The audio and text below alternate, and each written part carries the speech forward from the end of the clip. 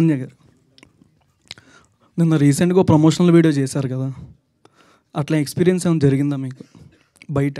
బయటనా? ఆహా, లేదండి, అసలు ఎప్పుడు జరగలేదు. నేను వినడమే కానీ ఎప్పుడు జరగలేదు. నేను కూడా అనుకున్నాను ఈ సినిమా షూట్ చేస్తున్నప్పుడు, because there are so many elements, అవన్నీ చూసినప్పుడు ఓకే మన చిన్నప్పుడు అమ్మమ్మ వాళ్ళ ఇంట్లో స్టోరీస్ చెప్తారు కదా, అలా చెప్పారు. నాకెప్పుడు ఏమి ఎక్స్పీరియన్స్ అవ్వలేదేంటి అని ఈగర్గా వెయిట్ చేస్తున్నా. ఓకే, షూటింగ్ టైంలో మీ మెమరబుల్ మూమెంట్ ఏంటి? Memorable moment actually to be frank చెప్పాలంటే, నేను ఇలాంటి కైండ్ ఆఫ్ రోల్ కానీ ఇలాంటి కైండ్ ఆఫ్ స్క్రిప్ట్ కానీ ఎప్పుడు వినలే. అఫ్కోర్స్ నేను వచ్చి ఫ్యూ ఇయర్స్ అయింది, ఒక 4-5 years అవుతుంది, బట్ స్టిల్ నేను ఎప్పుడు వినలేదు, ఎప్పుడు ఇలాంటి కైండ్ ఆఫ్ రోల్ చేయలేదు. So everyday I feel like okay this my kind of role, అంటే నాకు పర్ఫామ్ చేయడానికి చాలా ఎక్కువ స్కోప్ ఉన్న role. So everyday is like dream come true kind of. Okay, all the best. Thank you. Ananya గారు, first of all congratulations అండి, trailer చాలా బాగుంది. థ్యాంక్ యూ. ఇది షూటింగ్ మొత్తం నైట్ షెడ్యూల్స్ చేశారని చెప్పారు కదా, మీరు ఒక రోజు భయపడ్డారంట, నిజమేనా? నేనా? ఒక షూట్కి వెళ్ళినప్పుడు భయపడ్డారని తెలిసింది. శ్రీనివాస్ గారు, అందరూ భయంతోనే వెళ్ళామండి సెట్కి, ఏమవుతుందని భయంతో వెళ్ళాము. అంటే అమ్మాయిలు ఎక్కువ భయపడ అసలే. నాకు కొంచెం ఏమైనా గుర్తు చేస్తే వస్తుందేమో. ఏ ఇన్సిడెంట్? క్లైమాక్సా? ఏమో అసలు భయపడలేదు మీరు? లేదు లేదు, అలా కాదు. కానీ శ్రీనివాస్ గారు, ఇప్పుడు మీరు ట్రైలర్లో చూసారు కదా, బ్లడ్ వస్తుంది, కొన్ని నోట్లో పెట్టుకొని తీయాలి కదా, అలాంటి కైండ్ ఆఫ్ వాటికైతే నాకు ఒక కైండ్ ఆఫ్ ఇప్పుడు అది చెయ్యాలా అన్న ఫీలింగ్ వచ్చేది. అలాంటి ఫీలింగ్ అయితే చాలా రోజులు ఉండింది.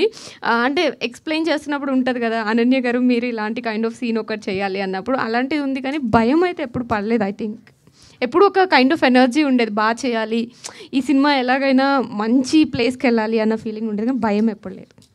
ఓకే, మీ ఈ సినిమాలో మీకు బాగా ఛాలెంజింగ్ అనిపించిన సీన్ ఏంటండి?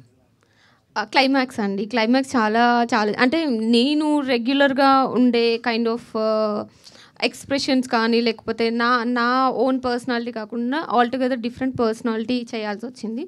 సో అది చాలా ఛాలెంజింగ్ అనిపించింది నాకు.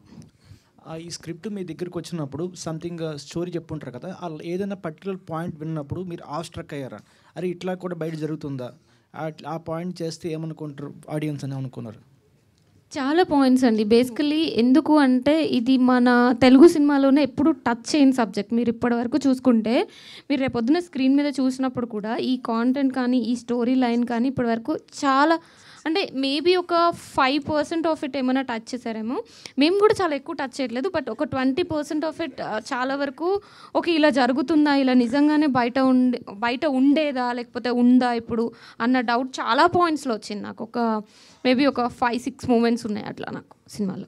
సో మీకు ఫేవరెట్ హారర్ మూవీస్ ఉంటాయి కదా, మీరు చూసి ఉంటారు. మీ పాస్ట్ మూవీస్లో హారర్ మూవీస్ మీకు నచ్చిన మూవీస్లో ఏదైనా ఒక రెఫరెన్స్ తీసుకున్నారు మూవీ నుంచి, అట్లా యాక్ట్ చేయాలి, ఇట్లా నేను భయపడాలండి అట్లా? అలా ఏం తీసుకోలేదు. మేబీ భయపడటం నాకు ఇన్ జీన్స్ ఉందేమో, అలా అయితే ఏం తీసుకోలేదు.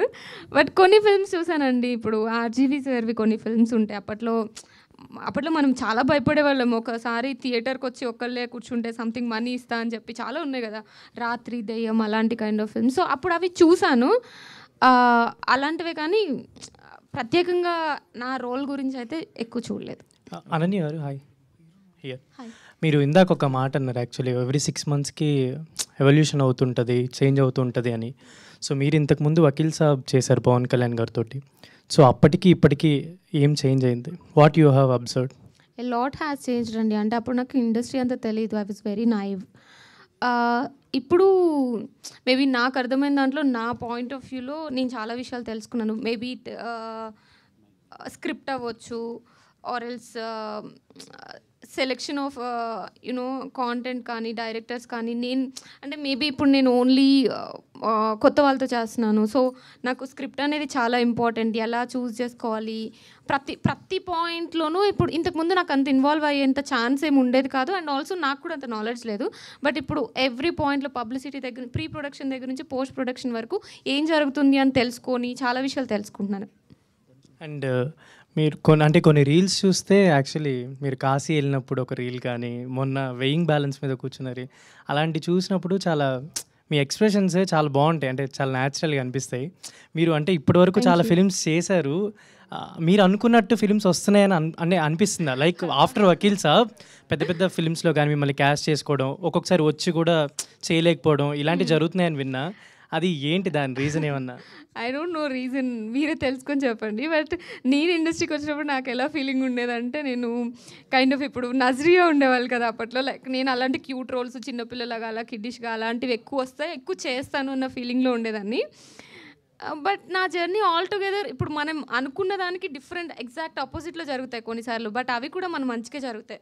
అంటే నేను అంత పర్ఫార్మెన్స్ ఫుల్ ఆఫ్ చేయగలను మల్లేశం చేసేంత వరకు నాకే తెలియదు. అంటే బాగా గ్రేట్ చేశాను అని నేను చెప్పట్లేదు, but at least it is different from my natural character కదా, సో అట్లాంటివి చేయగలను నాకే తెలియదు. సో మేబీ ఫ్యూచర్లో అలాంటివే ఇంకో కొన్ని సర్ప్రైజ్ ఎలిమెంట్స్ ఉండొచ్చు నా కెరియర్లో, తెలియదు కదా. So congratulations and all the best. And